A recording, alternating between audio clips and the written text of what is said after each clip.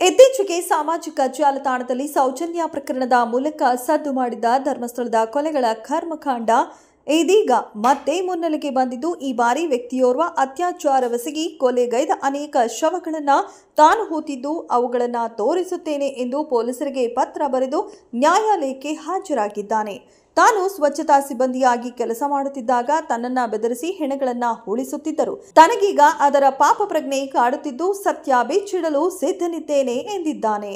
ಬೆಂಗಳೂರಿನ ವಕೀಲರಾದ ಓಜಸ್ವಿ ಗೌಡ ಹಾಗೂ ಸಚಿನ್ ದೇಶಪಾಂಡೆ ಮೂಲಕ ಪೊಲೀಸರನ್ನ ಸಂಪರ್ಕಿಸಿರುವ ಈತ ಜುಲೈ 4ರಂದು ಎಫ್ಐಆರ್ ದಾಖಲಿಸಿ ನಿನ್ನೆ ಬೆಳ್ತಂಗಡಿ ನ್ಯಾಯಾಲಯಕ್ಕೂ ಹಾಜರಾಗಿದ್ದಾನೆ.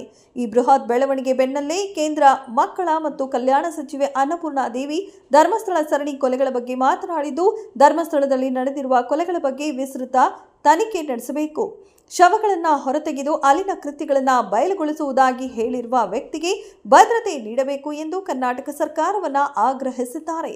ಈ ಮೂಲಕ ಧರ್ಮಸ್ಥಳ ಪ್ರಕರಣ ಸದ್ಯ ಮಾಧ್ಯಮ ರಾಜಕಾರಣಿಗಳ ಗಮನದಲ್ಲಿದ್ದು, ಸರಿಯಾದ ತನಿಖೆ ನಡೆದು ಕೊಲೆಗಡುಕರು ಸಿಕ್ಕಿ ಬೀಳಲಿದ್ದಾರಾ ಎಂಬ ನಿರೀಕ್ಷೆ ಶುರುವಾಗಿದೆ. ಅತ್ತ ಮುಖವಾಡ ಧರಿಸಿರುವ ಕೊಲೆಗಡುಕರ ಎದೆಯಲ್ಲಿ ಸದ್ಯ ನಡುಕ ಶುರುವಾಗಿದೆ.